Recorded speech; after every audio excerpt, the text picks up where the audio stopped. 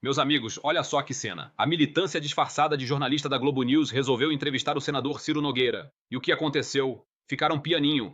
Não é pra menos. Ciro é um dos articuladores mais experientes do jogo político e deixou bem claro: o presidente descondenado vai ser derrotado. Essa é a única certeza no horizonte. É interessante ver como esses militantes da imprensa que adoram atacar não tiveram argumento quando ouviram a verdade de alguém que conhece os bastidores como ninguém. E sabe por quê? Porque o discurso pronto deles não resiste a um confronto direto. Então, se você está cansado dessa farsa da velha mídia e quer ver a direita reagindo, já se inscreva aqui no canal, deixe o seu like e compartilhe esse vídeo. Vamos mostrar que a militância não cala a gente. Bora acompanhar juntos Ciro Nogueira calando a Globo News.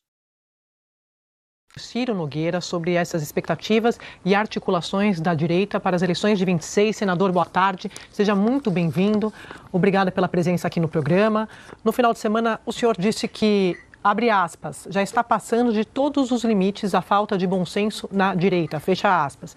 E aí eu fiquei com a dúvida de quem o senhor estava falando, sobre quem o senhor estava falando. Bem, boa tarde, é um prazer estar com você. Eu acho que para o centro e a direita como um todo, não foi especificamente contra ninguém, que houvesse uma união, uma discussão interna nos partidos que compõem essa base política, para que a gente centre esforços no nosso principal adversário, que é o Partido dos Trabalhadores e o presidente Lula. Eu acho que nós estamos perdendo muito tempo e muito esforço nessas discussões inúteis que só faziam nos dividir, e eu tenho certeza que depois desse alerta, pelas conversas que eu tive com todos os presidentes de partido, com as principais lideranças, acho que nós vamos ter um processo de unificação nesse projeto político para 2026. O senhor chega ao ponto de falar isso, o que levou?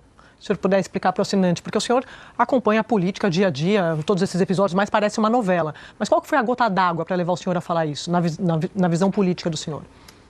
Aí nós temos dois aspectos, André. Tanto essas discussões inúteis por disputa de espaços, né, de visões diferentes, que isso é natural e nós temos que respeitar, também há uma tentativa na máquina do próprio governo de ressaltar muito essas discussões e essas divergências.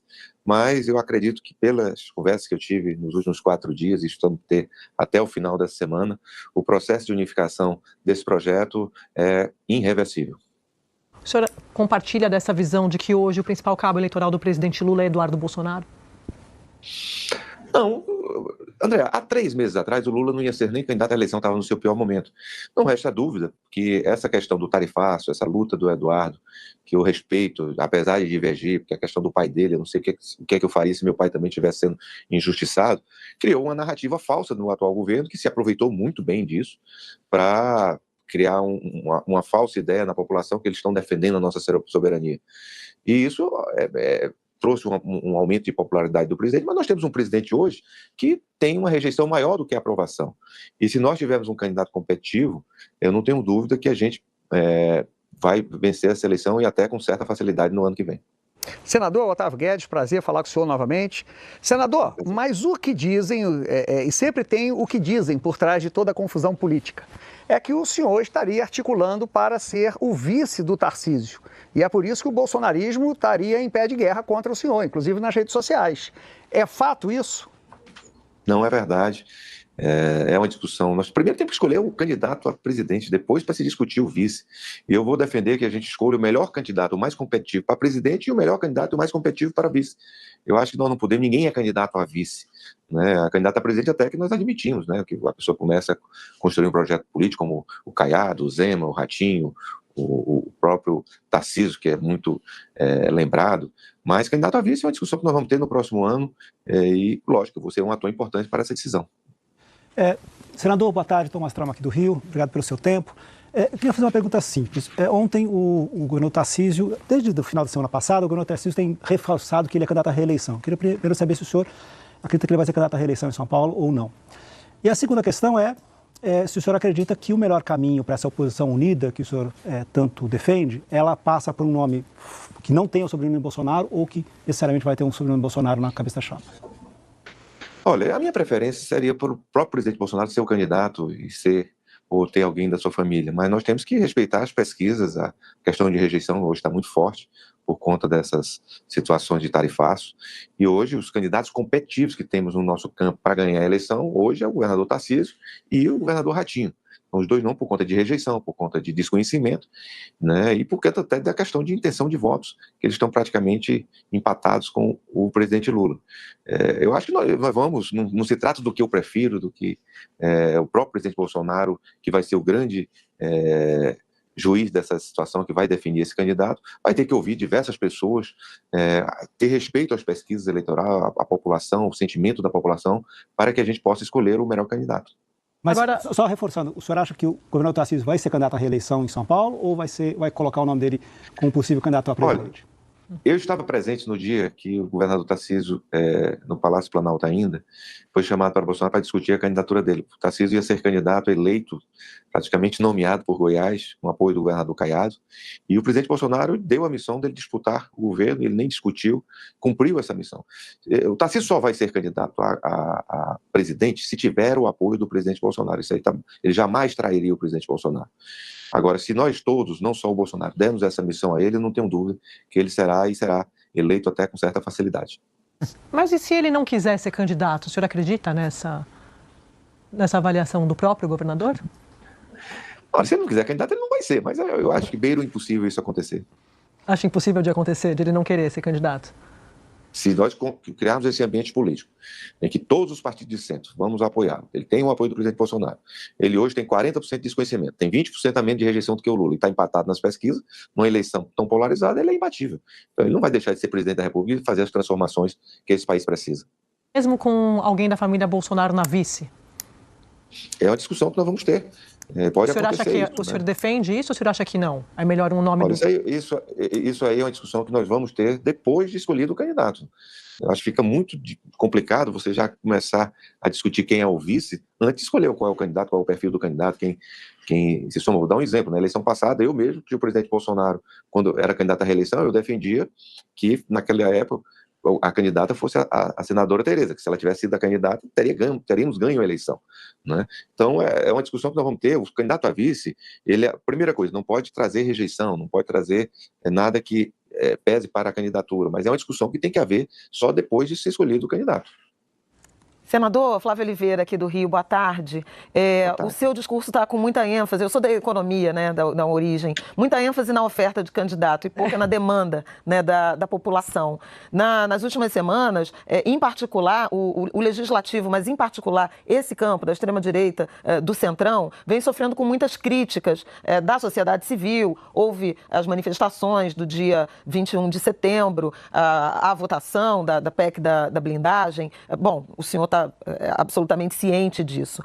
Como é que os senhores estão pensando em adequação do discurso na direção dos anseios da população, da prioridade da população, porque a gente tem acompanhado muita ênfase no tema da anistia e, eventualmente, da dosimetria, e menos, por exemplo, no imposto de renda, que é um apontamento prioritário, né, do trabalhador brasileiro. Eu queria que o senhor falasse um pouco da sua percepção em relação aos anseios do eleitorado, da população, dos brasileiros, e menos sobre o candidato.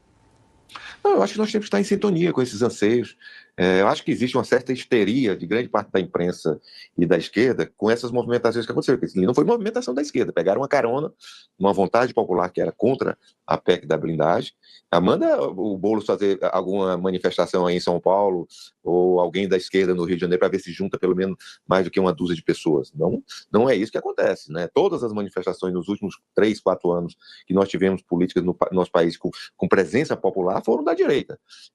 Houve esse problema, nós temos que reconhecer que foi um erro de avaliação do Congresso Nacional, que demos essa oportunidade para ter essa narrativa que não condiz com a realidade e não condiz com a vontade popular no nosso país. Senador Ciro Gomes, presidente do PP, Valdo Cruz, boa tarde. Presidente, o PP vai apoiar a redução de penas ali para os condenados pela ação penal do golpe ou vai insistir na anistia, sabendo que a anistia com certeza não passa no Senado? Bom, eu sou uma pessoa muito pragmática. Eu defendo pessoalmente, gostaria que fosse uma ampla, geral, irrestrita e deixasse o eleitor resolver no próximo ano quem seria o nosso presidente da República, se era Lula ou Jair Bolsonaro. Mas acho que hoje não é possível isso. Então eu vou trabalhar de todas as formas para o que for possível. Acho que nós temos uma chance de, no mínimo, reduzir essas penas drasticamente, corrigir essa injustiça dessas pessoas que estão presas injustamente até hoje, que são, na verdade, vândalos que depredaram os prédios públicos, mas estão presos, a grande maioria até com penas superiores a quem matou e quem roubou no nosso país. Eu vou fazer o que for possível. Quero ser o mais pragmático possível, não o que eu quero fazer prevalecer a minha vontade, mas o que é possível, e eu espero que o Congresso Nacional vire essa página com essa votação. Senador Ciro Nogueira, né? Falei Ciro Gomes, Ciro Nogueira, o PL, pelo visto, quer insistir na anistia, que é o caminho que o senhor, que tem muita experiência de Congresso, avalia que não é o que é factível. Como convencer o PL a adotar um caminho que possa, de certa forma, acabar beneficiando o ex-presidente Bolsonaro? Porque, do jeito que está, não vai ser aprovado nada, certo? Você concorda comigo? Com certeza, mas o que é que eu defendo? Vai se votar a redução de penas. É lógico que o PL vai votar a favor da redução de penas e vai apresentar um destaque para ampliar essa redução para ampla. E aí nós vamos ver o voto. Quem tem que definir isso é a maioria, né? Que hoje não tem no Senado uma maioria que possa ser aprovada ampla, geral e restrita, infelizmente. Já que o Valdo deu esse... Aqui não tem ato falha, tudo a gente transforma em pergunta, senador. Então, Ciro Gomes, aproveitando, vai para a União PP, para a federação? Está fechado isso?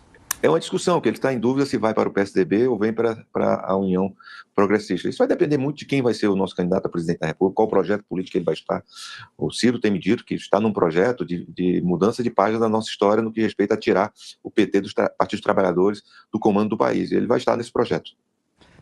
Senador, eu reparei antigamente, quando a gente trocava o nome, chamava o senhor de Ciro Gomes, o senhor protestava. Agora o senhor nem protestou, o senhor riu quando o Valdo chamou de Ciro Gomes. Eu acho que significa, mas vamos lá. Eu fiquei tão orgulhoso, eu sou um fã, já votei no Ciro em 2 eleições para presidente. Olha aí. Agora, senador, o senhor falou de um erro de avaliação da Câmara nessa questão ali da PEC da blindagem. E atribui-se muito a alguns erros do presidente da Câmara, Hugo Mota, à influência do senhor. Apesar do senhor senador, a fama é que o senhor manda mais na Câmara do que no próprio Senado. De 0 a 10, qual o grau de influência que o senhor tem sobre o Hugo Mota? Não, o Hugo é um grande amigo, sou um conselheiro dele, mas é um jovem de valor que tem as suas decisões próprias e que, como todo homem público, se aconselha sempre, né? Ele é um jovem ainda, mas eu tenho certeza que ao final do seu mandato vai ter muito, muito mais acerto do que erros, como que todos nós, homens públicos, estamos sujeitos a cometer. Eu já cometi alguns na minha vida, espero não cometê-los mais. Então, diante desse início da gestão Hugo Mota, que tem muitos erros, qual o conselho que o senhor tem dado a ele? Olha, ninguém na nossa história, desde Ulisses, eu acompanho aqui, vivenciando a vida brasileira, nenhum presidente da Câmara enfrentou um momento tão difícil da nossa história como o que o Hugo tem enfrentado, né? De tanta divisão, de tanta polarização. Ele teve uma votação tanto da direita, do centro, da esquerda para a sua eleição. Tem que se respeitar, ele tem que ser o mais independente possível. Eu acho que ele tem que se colocar sempre a favor de colocar os projetos para que a maioria possa definir. E eu tenho certeza que ele vai ser um grande presidente e vai honrar muito o voto de todas as pessoas que o escolheram como candidato a presidente há 6 meses atrás. E para a gente encerrar, ministro Fufuca no governo, até quando? Nós temos o prazo e já está encerrando esse prazo, que eu espero que ele cumpra com a determinação do nosso partido. Porque tem essa expectativa de que ele saia nessa semana, né, senador, é isso? Ele sabe qual é o prazo. Mas conta para o assinante, pode não estar lembrado aqui. Qual que é o prazo? Não, mas nós demos um prazo de 30 dias desde que nós anunciamos essa proibição de membros do nosso partido com mandato de estarem nesse governo. Tá bom. Senador, muito obrigada pela entrevista aqui no Estúdio I. Um abraço, até a próxima. Eu que agradeço, um grande abraço. Gostou do corte? Esse vídeo te agregou valor? Comente aqui embaixo o que você achou, curta e compartilhe para que possa ajudar o vídeo a chegar mais longe e a mais pessoas. Inscreva-se no canal JP Notícias para que você esteja sempre bem informado. Meu nome é Jander Pires, obrigado por você ter assistido até aqui e te espero no próximo vídeo. Tchau!